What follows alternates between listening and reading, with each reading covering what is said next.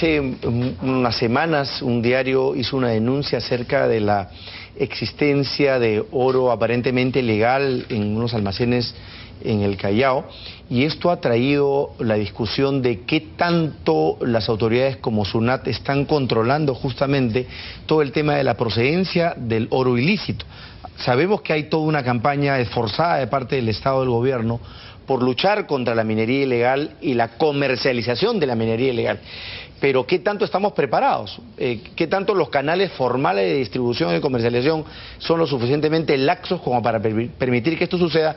¿Y qué tantas herramientas tiene la SUNAT para actuar de manera oportuna contra este flagelo? Nos acompaña para hablar de este tema el doctor Gerardo Novoa. Él es director de asesoría tributaria del Grupo Verona, un grupo que siempre nos acompaña en temas tributarios, porque ellos consideran pues que la SUNAT no está haciendo los debidos controles para controlar, para fiscalizar la procedencia del oro ilícito. Doctor Novoa, ¿cómo está? Buenas tardes, un gusto que nos acompañe. Gracias por la invitación. Cuéntenos cuál es la problemática en este caso, porque claro, ha aparecido, ya no solamente es el control que tiene que hacerse en la zona de producción, sino toda la cadena de comercialización. ¿Qué problema tenemos ahí en cuanto al rol de SUNAT? Mira, Mario, la verdad es que esto de la lucha que está haciendo el Estado contra la minería informal y ilegal viene del año 2012, en que se dieron una serie de decretos legislativos en el marco de las facultades legales legislativas que hay en el Congreso. Correcto. ¿No? Que buscaban, pues obviamente, combatir la minería ilegal de su raíz. Y se dieron una serie de decretos legislativos en los cuales se definió qué cosa era una minería ilegal, ¿no? Aquella minería que no cumplía con la legislación vigente y que además hacía su actividad en estas zonas que estaba prohibida, sobre todo en amortiguamiento, como has escuchado, por ejemplo, en la reserva de Taputata, ¿no? En María de Dios.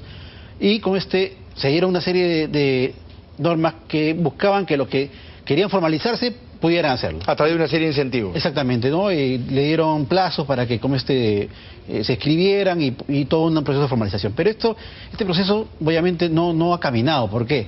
De los cientos de miles de mineros informales ilegales, solamente el 5% o menos se va a poder formalizar. ¿Por qué?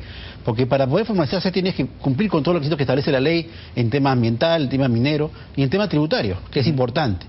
Uno de los decretos que se dieron fue el 1107, que estableció expresamente que la minería ilegal, quien adquiriera oro ilegal, ¿no es cierto?, o sea, de procedencia ilegal, no podría gozar ningún beneficio tributario cuando hiciera su venta de oro. Por ejemplo, que le quitarían el crédito fiscal del IGB, que no podría usar el costo para efectos de impuesto de renta. Pero para empezar, ¿qué se considera un oro ilegal? El que su procedencia no es lícito.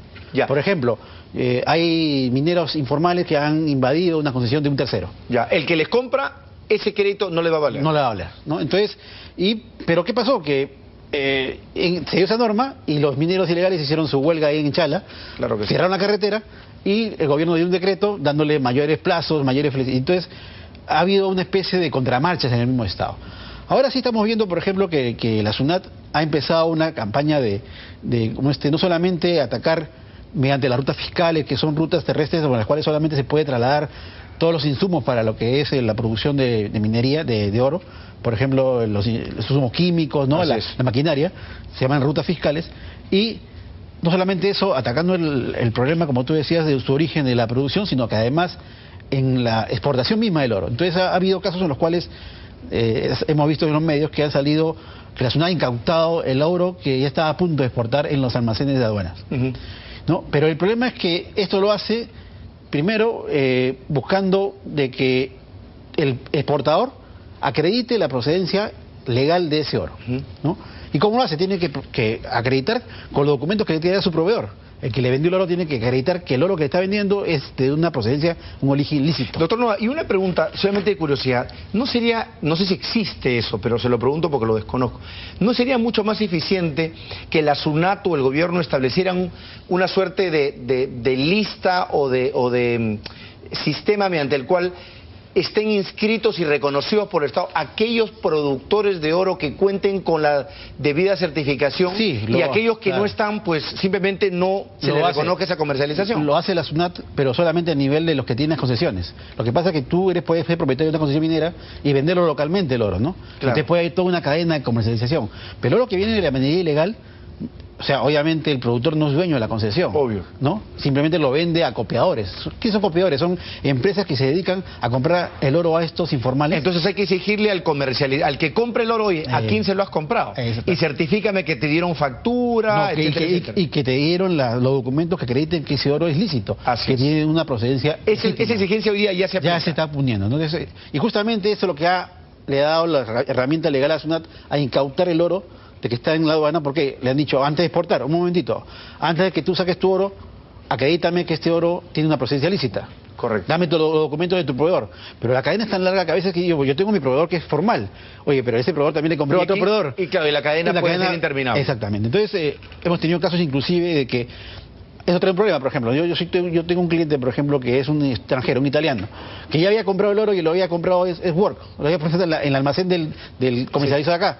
Y cuando va a sacar su oro, se lo incautan. Oye, pero yo soy extranjero, yo no tengo por qué cumplir las normas legales peruanas. No, lo siento, tú tienes que haber acreditar que este oro es legal para poder sacar tu exportación. Tu exportación. ¿No? Ahora, ¿son suficientes armas que las que tiene SUNAT?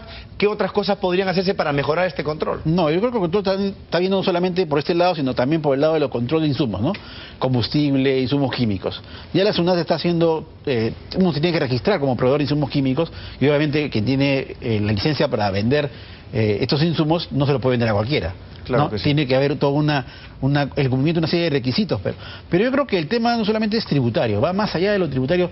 ¿Por qué? Porque es un problema social, lo del tema minería informal. Además hay mucha gente involucrada en el tema. Hay que diferenciar muy bien lo que es minería informal de minería ilegal, ¿no? Hay que separar la paja del trigo. ¿Por qué? Porque la minería ilegal es aquella que no puede mantenerse.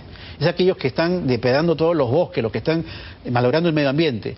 Ellos que están en zonas que está prohibido hacer como minería, esos no pueden ser formalizados. Y además que contratan gente en condiciones paupérrimas, claro, niños, hay prostitución infantil y todo eso. Entonces, eso no puede seguir. Lo que sí tiene que dar el gobierno es plazos y condiciones para que los que están en este negocio de la minería informal, que no son ilegales, ¿por qué? Porque el informal es aquel que no cumple con todos los requisitos, pero sí tiene pues el contrato, pero le falta el certificado ambiental, pero tienes que darle pues algún plazo para que se formalice, porque si no, no va a hacerlo. Así es. ¿No? Se estima que hay unos 300.000 mineros informales artesanales que quieren formalizarse, pero no van a poder ni siquiera el 5% de ellos. Hay alguna vez me dijo en Perumín el propio ministro Merino que uno de los proyectos es que, por ejemplo, el Estado establezca en algunas zonas de alta producción de minería informal e ilegal centros de acopio de compra oficial del producto. Pero, ok, yo te voy a comprar tu producto, pero a condición de que te formalices, te establezcas, saques tu RUC, me demuestre que no estás haciendo ningún tipo de acto ilegal a nivel de contratos laborales. Y una vez que eso, yo te compro el oro a precio de mercado. Sí. Por lo menos lo vas a obligar a formalizarse. Inclusive le puede dar como mejores condiciones que lo que le dan las plantas. Porque, ¿qué pasa? Hay muchas plantas de beneficio. Plantas de beneficio son aquellas que compran el oro a estos acopiadores y procesan el mineral y lo exportan. Entonces, estas plantas acopiadoras que hay en Nazca, en Chala, ¿no?